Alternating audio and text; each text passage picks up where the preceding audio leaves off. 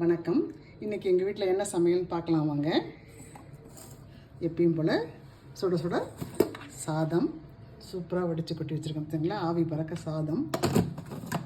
அடுத்தது இன்றைக்கி வத்தக்குழம்பு, எந்த காயும் போடாத வெறும் வெங்காயம் தக்காளி பூண்டு இது மட்டும் போட்டு ஒரு வத்தக்குழம்பு வச்சுருக்கேன். ரொம்ப அருமையாக இருக்கும், ரொம்ப டேஸ்ட்டாக இருக்கும். இது சுடு சாதத்து கூட கொஞ்சம் நெய் போட்டு சாப்பிட்டா ஜம்முன்னு இருக்கும். என்னுடைய ஃபுல் வீடியோ நான் தனியாக போடுறேன், விருப்பப்படுறவங்க பாருங்கள். ரொம்ப அருமையாக இருக்கும். செய்கிறதும் ஈஸி தான். இது ஒரு 2-3 நாளைக்கு கூட வச்சுக்கலாம், கெட்டு போகாது. வத்தக்குழம்பு, ரசம், மிளகு ரசம் சூப்பராக, அதுவும் ஆவி பறக்க சுட சுட ரசம். இன்றைக்கி சைட் டிஷ்ஷு சுறா புட்டு அருமையாக செய்திருக்கேன், வீடியோ போட்டிருக்கேன். தேவைப்படுறவங்க கேட்டிங்கன்னா மறுபடியும் போடுறேன். அருமையான சுறா புட்டு. இந்த வத்த குழம்புக்கு இந்த சுறா புட்டு ரொம்ப மேட்சாக இருக்கும்.